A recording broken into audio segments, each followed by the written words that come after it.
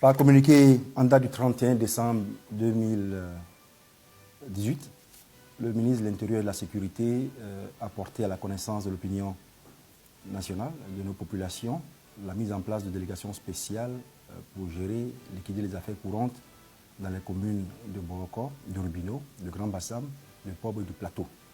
Il est du devoir de l'administration d'expliquer aux populations le sens de cet acte, mais également les conséquences. Donc, tenons-nous-en aux aspects techniques et administratifs, donc à nos compétences dans cette matière précise. Qu'est-ce qu'une délégation spéciale? Une délégation spéciale est prévue par les textes, notamment la loi 2012-11-28 du 13 décembre 2012 portant organisation des collectivités territoriales, en son article 43, qui prévoit qu'en cas de suspension, dissolution, ou si l'installation du conseil n'a pas eu lieu, on met en place une délégation spéciale pour gérer les affaires courantes. Et cette loi fait partie d'un autre dispositif portant prorogation des mandats des conseils municipaux. Vous savez que le mandat des conseillers municipaux et régionaux était arrivé à expiration, mais comme la CEI devait organiser les élections de façon technique, le président de la République avait donc pris le décret en avril qui a prorogé le mandat de tous les conseillers municipaux et régionaux jusqu'au 31 décembre.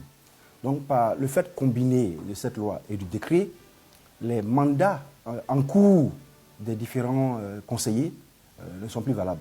Qu'est-ce que ça veut dire en termes concrets? Ça veut dire que les actes de naissance, les contrats, les actes de décès, les actes de mariage, tous les engagements passés par les conseillers qui avaient jusque-là cette charge, donc tous ces actes-là ne sont pas administrativement et juridiquement valables. Donc la délégation spéciale est une délégation qui est mise en place pour liquider les affaires courantes le temps que s'installent les conseils comme le prévoit la loi. Nous avons déjà procédé à l'installation de 11 conseils municipaux sur les 13 que compte le département d'Abidjan. Donc un certain nombre de conseils PDCI, d'autres RHGP et d'autres encore indépendants. Je voudrais également préciser que ce n'est pas la première fois que des délégations spéciales sont mises sur pied. Il y a déjà eu des délégations spéciales à Sayoua, il y a eu des délégations spéciales à Bounoua et un certain nombre de communes. Les aînés sont là, les archives de la Côte d'Ivoire, la mémoire institutionnelle est là pour nous le rappeler. Et c'est des situations dans lesquelles les préfets ont géré les affaires courantes et puis très vite l'ordre est revenu. Et donc les conseils municipaux sont mis en place, on continue à travailler. Donc ce n'est pas nouveau, j'ai lu dans les réseaux que c'est la première fois dans l'histoire de la Côte d'Ivoire. Non, ce n'est pas la première fois, c'est des choses prévues par la loi. Une loi est anticipative. La loi anticipe sur les crises éventuelles qui peuvent survenir, des situations comme celles que j'ai citées, qui font qu'il faut assurer la gestion, la continuité du service public.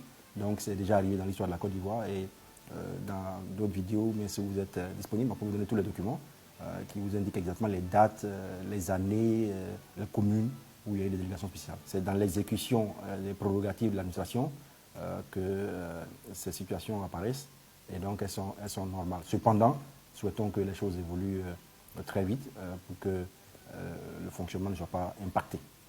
Il faut retenir que l'État ne s'arrête pas. Il y a des situations actuellement dans ces deux communes. Mais la satisfaction des besoins des populations est permanente. Un État ne s'arrête pas, quelles que soient les circonstances, quels que soient les événements. Le citoyen doit aller au travail, il doit être soigné, il doit être sécurisé, il doit avoir l'emploi, il faut assurer la salubrité. Un enfant qui naît aujourd'hui a besoin de son acte de naissance, les gens doivent se marier. Donc il y a des actes qu'il faut signer.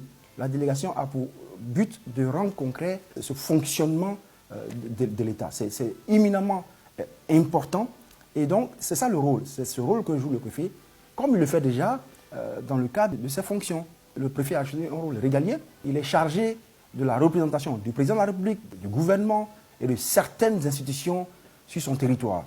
Et peut-être c'est le lieu aussi de le rappeler qu'aujourd'hui le grand public voit le préfet jouer ce rôle, mais le préfet assure la tutelle des communes et des régions. Le préfet participe aux délibérations, il participe à la validation des budgets, il participe à l'approbation des projets. Il a aussi un pouvoir de contrôle, il intervient en cas de dysfonctionnement. Donc c'est un peu la continuation de ce travail-là. Cette situation est une situation prévue par nos textes depuis très longtemps. Ce n'est pas un décret qui vient d'être signé, ce n'est pas une décision nouvelle. Ce sont des dispositions législatives qui existaient depuis très longtemps, qui ont été reprises avec les évolutions de notre pays. Et nous avons vu de nombreux commentaires dans les réseaux, un peu partout, sur la question de la décentralisation, sur le fait que ce soit un recul. Non, il n'y a pas de recul. La Côte d'Ivoire a consacré la décentralisation comme étant le premier maillon de développement local. Et cela a été confirmé par tout le gouvernement et renforcé par le président Alassane Ouattara. Le président est convaincu que le développement doit se faire par la base, de la base au sommet, et non le contraire. C'est pour cette raison que la décentralisation a été renforcée sous différents aspects que je vais citer. Le premier, c'est sur le plan constitutionnel. La nouvelle constitution de la République de Côte d'Ivoire a consacré la décentralisation et le rôle des élus locaux. Les lois qui ont été prises sous le président de la République, notamment la loi 2012-1128 du 13 décembre 2012 portant organisation des collectivités territoriales, vient renforcer ce pouvoir des élus locaux. Il en est de même pour les 4 lois d'orientation adoptées en 2014 pour renforcer, pour appuyer, pour organiser l'administration territoriale. En dehors de cela, il y a également le rôle des élus dans les institutions de la République. Aujourd'hui, vous avez les élus qui sont pratiquement représentés dans toutes les institutions de la République. Et un aspect très important, c'est les projets de développement, les initiatives gouvernementales qui s'articulent aujourd'hui autour des élus, qu'ils soient conseillers municipaux, conseillers régionaux, qui montrent l'engagement du gouvernement ivoirien à appuyer le développement local.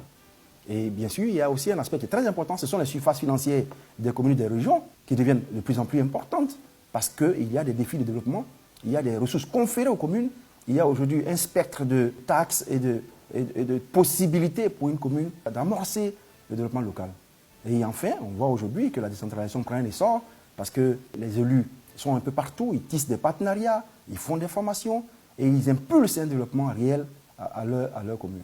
Donc, c'est donc un acte de gestion courante qui va se régler très rapidement. Les préfets ont beaucoup d'attributions, ils ont beaucoup de choses à faire et un préfet ne peut pas se substituer à un élu local parce que l'élu local possède de la volonté d'assurer une légitimité, de conférer des pouvoirs. Que la population dise, nous avons choisi un élu, celui-là, nous lui faisons confiance pour gérer. Et c'est pour cette raison que les élections sont organisées.